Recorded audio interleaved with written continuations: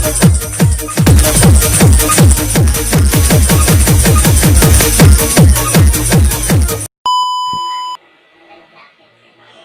up guys, welcome to our YouTube channel, and today I'm gonna show you how to connect your phone camera and your Bluetooth speaker to your computer or your laptop.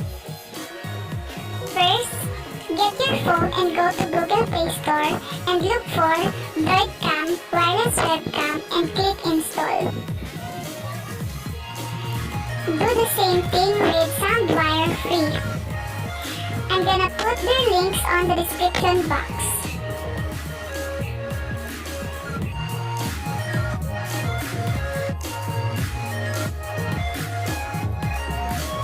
Click allow, and you can see what Wi-Fi IP and Droidcam port your phone is connected to. And it's up to you if you're gonna use your front camera or back camera. Next is a SoundWire server for your Bluetooth speaker. Now, look for Droidcam for PC on your computer or laptop and click download.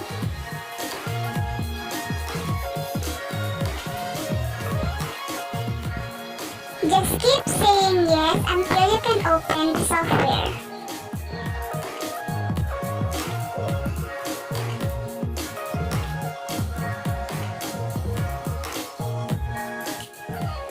Open the Droidcam on your computer and click update for better experience. Make sure that the Droidcam is closed before you proceed. Open the software again and check the video and audio. Before clicking start, make sure that you open the Droidcam app on your phone. Your cell phone's IP and port should be the same as the one on your computer. Click start in your computer, and this is how it looks like. It also works on Facebook or Messenger. Connect it to any meeting software by going to Settings for Video and click Camera Options to Droidcam Source 2. Just click stop when you are done. Next, to connect your Bluetooth speaker in your computer, search for SoundWire server for PC and click download.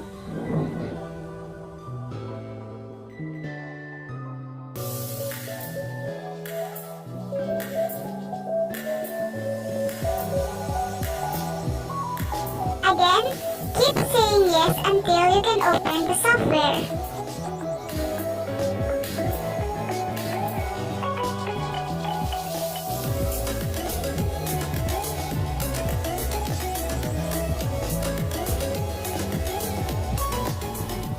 After opening the software, you can see the server address and the status is disconnected. Get your phone and open your Bluetooth. Make sure that it is connected to your Bluetooth speaker.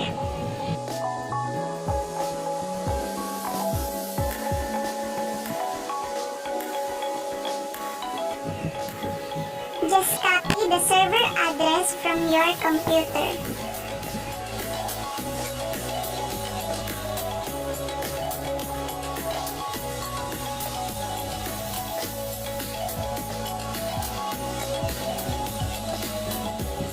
Click the image to connect in your computer. As you can see, the status is now connected. So let's play some music to see if it works. You can adjust the volume in your phone or in Bluetooth speaker.